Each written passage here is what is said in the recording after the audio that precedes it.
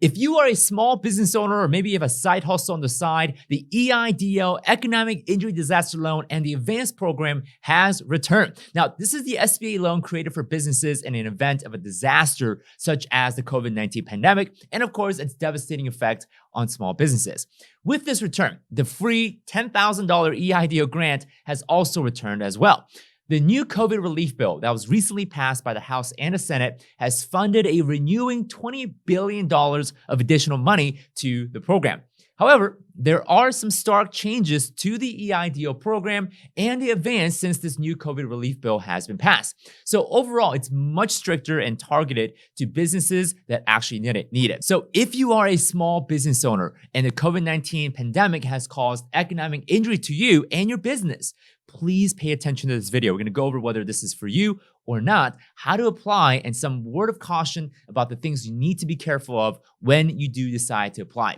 And do stick around to the end because I'm going to give you some step-by-step instructions on how to get started and how to apply. Now, again, I'm just a YouTuber and a small business owner myself. I don't represent the Small Business Administration, the SBA. I'm not an attorney. I'm not an accountant. So please consult with a professional before you go and apply for the EIDL. These are simply my interpretation of the recent changes to the EIDL program. So let's dive right in. Before you do, just another quick reminder to subscribe to our channel for more stimulus content, investing tips, and making money through real estate. So for those that are unfamiliar with the EIDL, it's a special loan created by the SBA to help businesses going through disasters. Now, these are often used for businesses destroyed by hurricanes, tornadoes, and in this case, the COVID-19 virus. Now, back in March of 2020, the CARES Act introduced some new changes to this program to help small businesses that have been hurt by the pandemic, and even added a free $1,000 to $10,000 grant for businesses that apply for the loan. These are money you don't have to pay back. Now, this is not to be confused with the Paycheck Protection Program, which is a separate program. It's not the same thing. I'll have a separate video explaining the latest changes to the Paycheck Protection Program, which is, again, another reason why you should subscribe. Now, this program, the EIDL program, was heavily abused by fraudulent application and applications with false information. And personally, I thought that was the end of the program. I thought, it was gone and they closed it down. Well, so I thought, and I was wrong. The recently passed coronavirus stimulus and relief package includes $20 billion of allocated funding for the EIDL program, but with some major changes. Now, I'm going to leave the full text of this bill down below. There's going to be a link. You can click on it. You can follow it with me. I'll leave the page numbers in there as well. So the bill actually starts around page 2184, so 2084 of the omnibus bill titled Section 331. Now, very first on the top, here are the entities, or I should say the types of businesses that qualify for the EIDL program. And there's some changes from the last version of the EIDL program. So first, you must be an agricultural enterprise. So in other words, you have to be a farm or some kind of a farm like businesses. I'm not a farmer, so I don't know.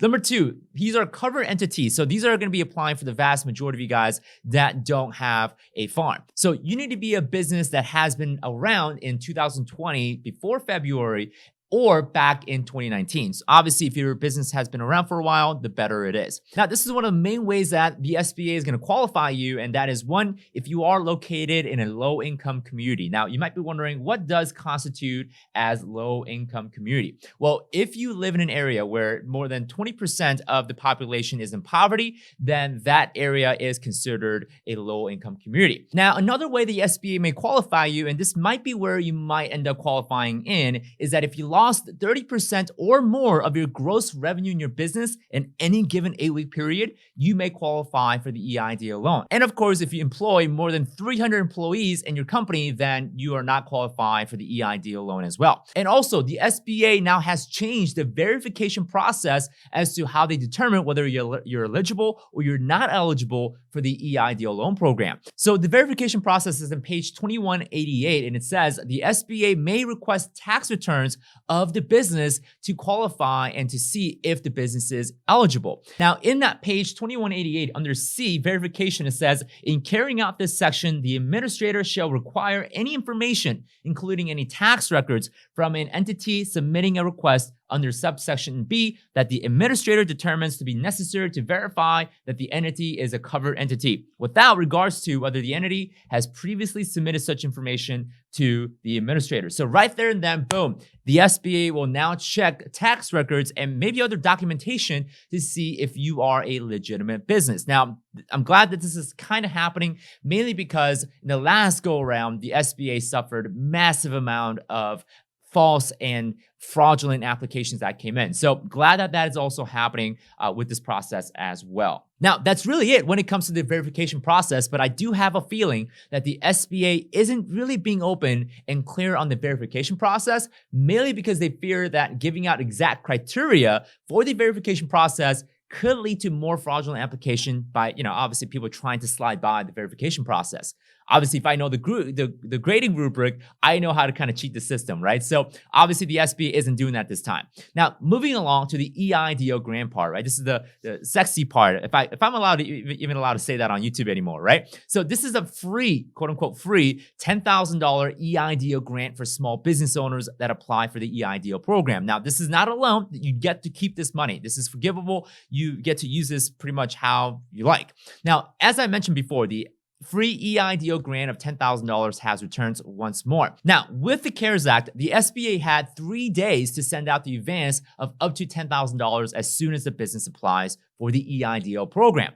However, the new changes is that the SBA now has up to 21 days to send out the free grant of $10,000. And it has to be $10,000. I know the last time, a lot of you guys, business owners, have received less than $10,000 for the grant in the last go around. But this time around, the SBA has to give away $10,000 for their grant. But they have 21 days to verify whether the company is legit, and there's some verification that has happened before. So again, this gives the SBA to check to see if the application is legitimate, make sure the applicant is an eligible entity to receive such grant, and if the entity is not eligible, the SBA will provide a reason why the applicant is denied. So this is according to page 2192 of the bill. Now, like the last version of the EIDL, the business can receive the free EIDL grant of $10,000 whether they accept or decline the loan offered by the SBA. Now, as far as the link to apply, I'm going to leave that down below. This is straight from the SBA. This is not for me. So go and click on that. Now, before you run off to apply, do know that this program is only if you are desperately needing some kind of funding to keep your business open. Now, last April, I also applied for the EIDL program myself, but when I read the loan contract, the terms and conditions, there were some provisions I really didn't like about, such as open auditing by the SBA. If I default, the SBA can come in, take whatever they like as part of the collateral. And if I choose to sell a major asset in my business, I first have to get the permission from the SBA to do so. So there's ultimately a lot of freedom that you lose as a business owner if you choose to take the EIDL loan program. So I would personally recommend this to those businesses that absolutely need this as their last lifeline. Again, please consult with your attorneys and your accountants whether you need this or not, and make sure that this program is for you. So I'm going to give you the step-by-step instructions on how to apply for this. I'm going to share my screen in just one sec. And keep in mind again that I don't work for the SBA. I don't represent them. This is just my own opinion and my own interpretation of the program detail. All right, everybody. So I flipped my screen around so you should be able to see what's going on my computer. And right here, I'm at the SBA website, Economic Injury Disaster Loans. I'll leave the link down below. All I did to get here was just Google it. That's all I did. But to make it easy, I'm going to go and leave the link down below so you don't have to Google anything. So again, Economic Injury Disaster Loans, here it is. And there's this red button right here in the middle where it says apply here. Now, before I go and click on that, I want to show you what you're getting yourself into. What are the terms and the details of the EIDL program? So obviously the purpose, it says, to meet financial obligations and operating expenses that could have been met had the disasters not occurred. So obviously, I talked about this already earlier, 30% loss in your revenue on a given 8-week period, that's going to qualify you for the loan. Here are the terms: 3.75% for businesses and 2.75% for not-for-profit. 30-year amortization, that's the basic terms. Use of proceeds. So here's what you can use the loan for. You can't use the loan for anything you want. There's a specific guideline as to what you can and cannot use the money for. So it says working capital and normal operating expenses, continuing healthcare benefits, rent, utility payments, fixed debt payments. So basically what that means is you can't pay off a mortgage. You can make the mortgage payment, but you can't pay it off. I know a lot of you guys had questions on this several months ago when I did a video on EIDL before. You guys were asking, like, can I buy a new car? Can I buy a new truck? No, you can't buy any new fixed assets. You have to use it for operating expenses only, right? Things that are going to keep your businesses open, not expand it. Okay, that's pretty much the explanation. Collateral requirements. So if you are borrowing more than $25,000, you have to collateralize. You have to pledge your collateral. Okay, and this could be anything like machinery, equipment, furniture and fixtures, and so forth. The EIDL loan is not forgivable, but yes, the EIDL advance, that is the $10,000 grant that I just mentioned, that is forgivable. You get to keep that, and you get to do whatever you need to do. Again, 30-year maturity, and it is deferred for a whole entire year, and the interest still accrues. So what that basically means is that once you get the loan, you don't have to make any payment for a whole entire year, but the interest will accrue. So be very careful. Don't let the interest just keep on accruing and piling up. Very, very important. Right now, the EIDL advance is not available, so they're making changes to this. I'm early. So it may say this right now, but the website will change once the SBA has started implementing the COVID relief. So again, I'm using the old site. By the time that the SBA has reopened the advance, it may look different. So don't take this as gospel. This is more of a general guideline. Again, I'm not an SBA employee, not here to represent them, but I'm here to help you. I'm here to give you the step-by-steps. So right away, it says applicant is a business with not more than 500 employees. Boom. Okay, if you're a farmer, if you have an agriculture enterprise, that's where you're going to go with. If you are a sole proprietor, maybe you are your own business. You have a side hustle. Maybe you drive Uber. Maybe you do DoorDash. Maybe you have a side photography business. That's what you are going to be. So a lot of you guys may fall into this category. So I am a business with no more than 500 employees. So that's the one I'm going to go with. Obviously, there's not-for-profit and things like that. Vast majority of guys will fall in line with the top 5. Okay. Next thing is review and check all the following. Guys, read this very carefully, because if you lie or if you make false statements, okay, trouble will come. So don't lie. Okay. It says applicant is not engaged in illegal activity. Okay. No principal or of the applicant with a 50% greater ownership is more than 60 days delinquent with child support obligations. So boom, another one. So make sure you check mark, read them, and make sure you agree. If you have any, I should say, exceptions, or if you don't apply, then obviously you're not an eligible entity. So if you have, let's say, 60 days of delinquent on child support obligations, unfortunately, and sad to say, you are not eligible. Okay, so we're going to click continue, and this is where you're going to go and put in your business information. So I'm going to go and put in John's Restaurant LLC. Again, this is all, I'm giving you an example. This is a fake company. I'm sure there's a John Restaurant LLC. So we're going to put John Restaurant. Again, this is just making a fake business here. 456, and just to show demonstration. If you are a solopreneur, you're an independent contractor. Okay, that's what you are, or sole proprietorship. So if you are an Uber driver, you don't have an LLC or corporation, you are a sole proprietor. If you work for another company as an independent contractor, you're 1099, then this is what you're going to be. But right now, most of you are going to be an LLC, a sole proprietorship, or even an S corporation. So I'm going to go with sole proprietorship. Is the applicant not for profit? No. Is the applicant a franchise? Nope. Gross revenue prior to the date of the disaster, so January 31st, 2020, I'm going to go with, let's say, $100,000 for my overall revenue. Cost of good is 0. Now, cost of good, which is COGS, this is basically any raw inventory you bought or any goods you bought to resell. So if you were in a t-shirt making business, how many raw t-shirts have you ordered to make your t-shirts, right? So if you spend $20,000 in t-shirts to make, $100,000 worth of new t-shirts that you make, then $20,000 is what you're gonna put in there. Okay, rental properties. This is for landlords. Boom. Okay, if you're a landlord watching this is a section. If you own rental properties, lost rents due to disasters, you're gonna go and put in, let's say, $3,000 that you lost. Some of you guys may have lost more than that. I'm just putting that as an example. Okay. Next thing is your primary address. Okay, 123 Main Street. Again, I'm just gonna put in random information. Okay. Let's see. All right, there we go. Business phone number. Okay, obviously it has to be Illinois. There we go. I'm just gonna put 1, 2, 3, 4, 5, 6, 7, 8. Okay. Business email, john@restaurant.com. All right, date established. You can go and put in the date of when your company started. If you are an LLC or corporation or any of the legal entities, I believe you have to put in your establishment date or your filing date. Okay, so I'm gonna go and put it 01/01/2010. Okay, ownership since, same thing. Been owning this for a while. Business activity.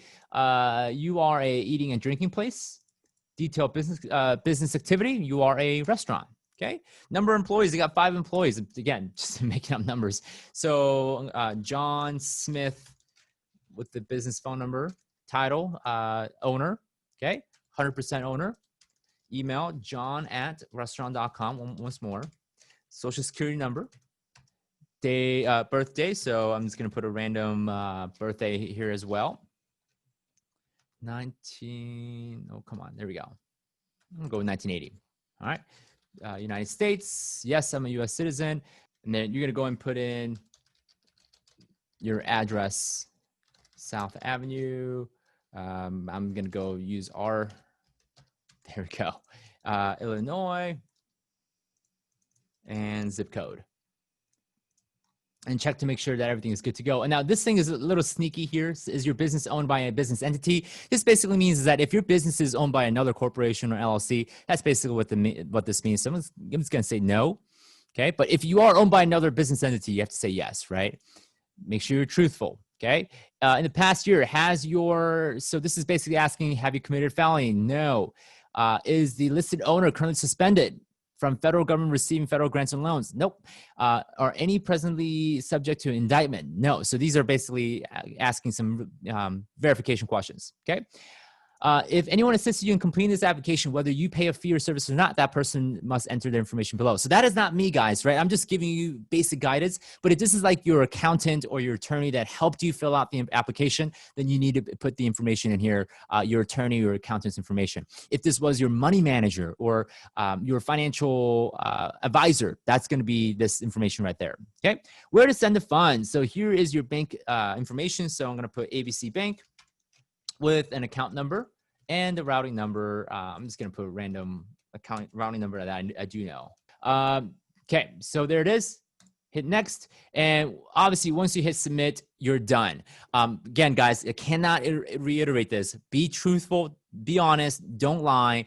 And of course, you have to be able to verify if your business has lost revenue or not. So again, this is the steps on how to apply. Things may have changed in the future. After I record this video, things may change, but it's going to be very similar to what you may see here.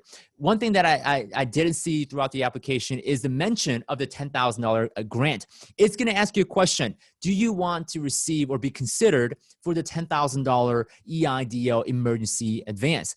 If you want that $10,000, you have to check mark yes. Okay, you have to say yes. And that's how you're going to be able to receive the EIDL grant. Okay, so that's pretty much it, guys, for the video instruction. All right, so if you thought that this video was extremely valuable, please be sure to subscribe to our channel and hit the like button. I would greatly appreciate it. And of course, leave any of your questions and comments down below. We'll see you next time, and thanks for watching.